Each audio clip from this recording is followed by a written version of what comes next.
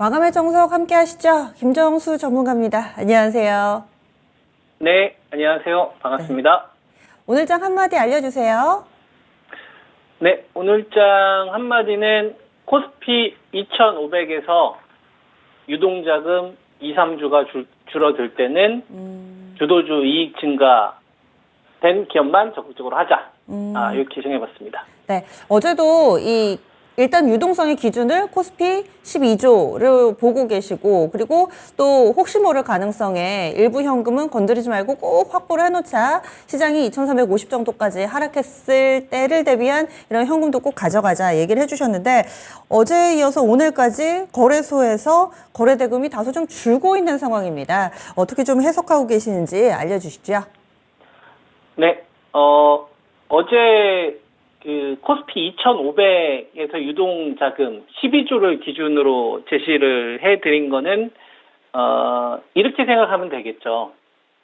우리가 2,200일 때하고, 2,500일 때하고 주가가 올랐잖아요. 주가가 올랐다는 얘기는 가격이 비싸졌다는 얘기죠. 시가총액이 크다는 얘기죠. 그죠? 소나타가 아니라 제네시스가 되면 유지비가 많이 드는 게 정상이죠. 유지비가 없으면 중고로 팔아야 되거나 아니면은 제네시스를 팔고 그것보다 낮은 등급에서 거래를 하는 게 세상 이치입니다. 자동차뿐만 아니라 부동산도 마찬가지. 그죠? 연예인도 마찬가지죠. 1등급 연예인이 있고 2등급 연예인이 있잖아요. 광고료가 다르게 측정이 되잖아요. BTS의 광고비와 국내에서 1위 하는 그 아이돌의 광고비는 똑같을 수가 없죠. 왜냐면 기여도가 다르고, 그리고 이 몸값이 다르니까. 그러니까 유동성은 몸값을 유지하기 위한 관리비라 생각을 하시면 됩니다. 지금 유동성이 코스피 같은 경우를 기준으로 보면은 14조에서 5조 정도 지금 빠진 거예요. 근데 코스피뿐만 아니라, 코스닥 같은 경우도 보면, 코스닥 같은 경우는 9조 정도 되거든요. 그러면 16조에서 9조 정도 됐으니까 7조가 사라진 거예요, 여러분. 비싸게 사는 사람들이 줄어들고 있다는 얘기예요. 그러면 우리가 저점은 알 수는 없으나 그동안 제가 이 방송을 통해서 여러분들에게 중요한 기업들에 대한 가격대, 매매를 해야 되는 기업, 그 다음에 손절 안 해도 되는 자리까지 기다렸다 공략할 수 있는 이런 포인트들을 이 방송을 통해서 정말 많이 말씀을 드렸어요.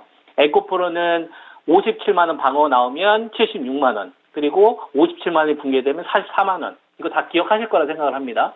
그리고 에코프로 비행 같은 경우에는, 이거는 26만 5천원이 붕괴가 되면은 기다렸다가 22만원까지 기다리자는 전략을 그동안 여러분한테 제시를 했었었고, LNF 같은 경우가 25만원 붕괴되게 되면 중간에 따라잡지 말고 23만원, 21만원 요 정도에서 살 생각을 해라.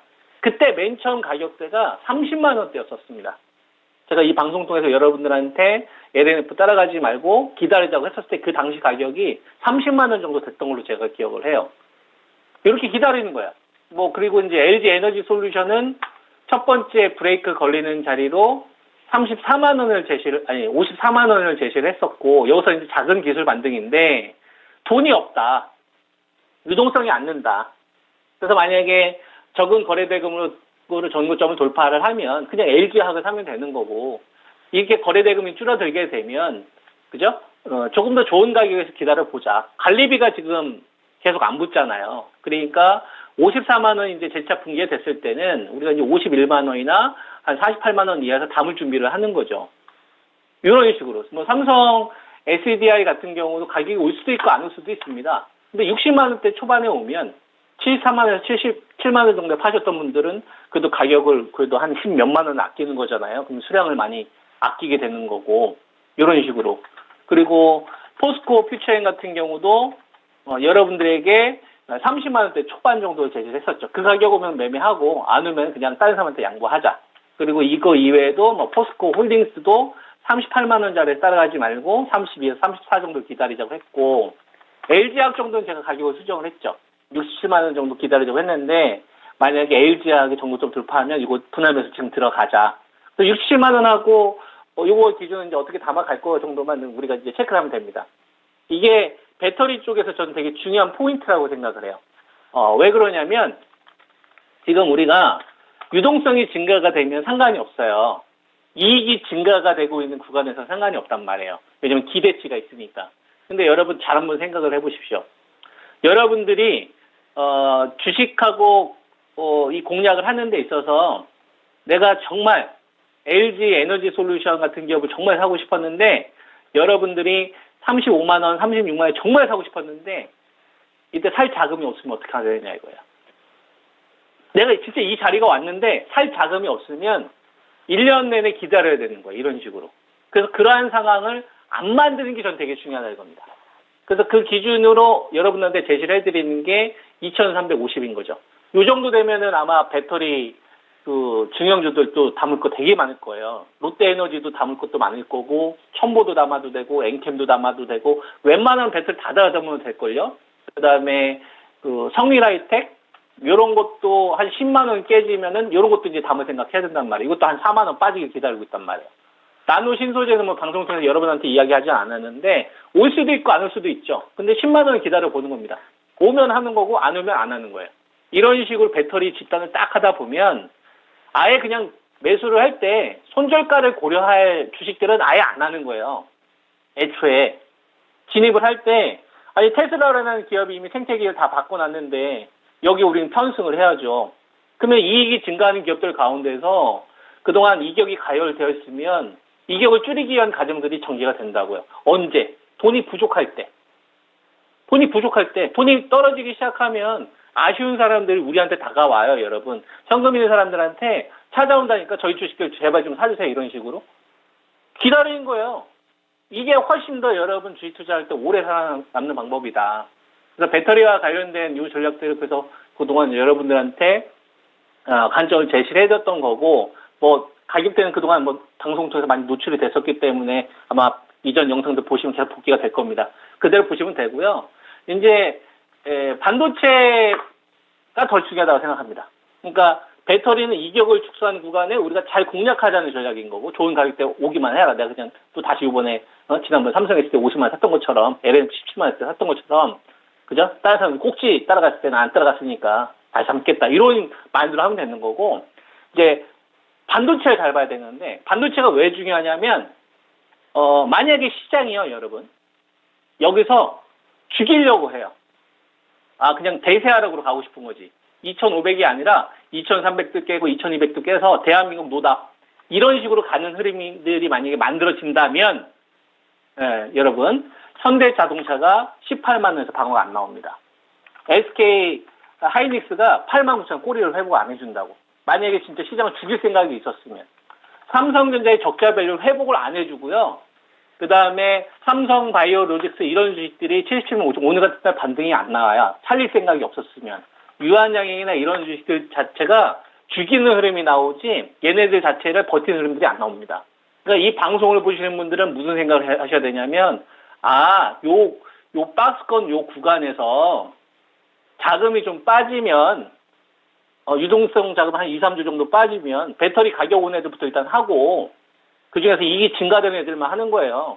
그리고 반도체는 이미 IT 섹터하고 같이 반도체 감산 나오면서 진행이 됐으니까 시장이 여기서 50포인트 빠지든 30포인트 빠지든 그거 상관없이 이미 나온 거예요. 그러면 사야 되는 거예요, 반도체는.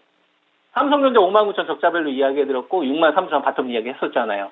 그리고 하이닉스는 그냥 8만 9천 원 꼬린 거 당연히 사야 되는 거예요. 얘네들은 이미 시장하고 다른 갈 길을 가겠다라고 선전포고를 한 거고 최근 들어서 여러분들한테 제가 LG전자 이거 이제 사야 된다는 말씀 드렸잖아요. 그래서 이게 11만 원하고 10만 원이라는 기준을 잡아드렸었는데 10만 원이 안 올 수도 있다.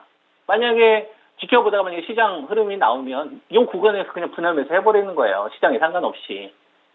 그죠? 스마트폰 사업 없으니까 그 적자 때문에 이제 더 이상 골치 썩을 일은 없을 거 아닙니까?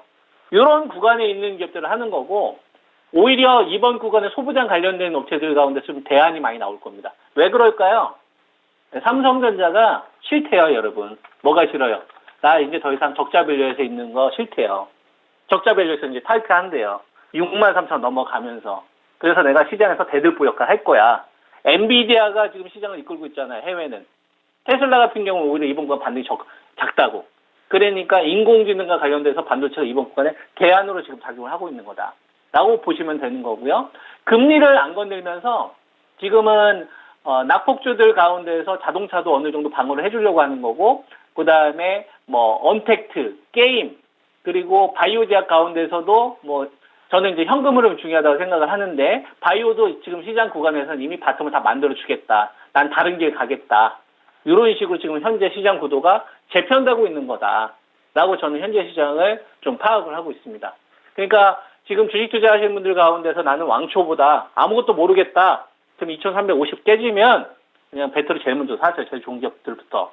그리고 그 자리가 안 올 수도 있잖아요. 그러니까 분할로 조금씩 사는 거예요. 그리고 나는 배터리 쪽 관련된 건 이미 가지고 있다. 그런 분들 뭐 사야 돼요? 반도체 꼭 가지고 있어야 되는 거예요. 이번 구간에. 삼성전자나 하이닉스 사는 게 좀 무겁다. 그럼 LG전자라도 해야 되는 거고, 가벼운 소부장이라도 해야 되는 거라고.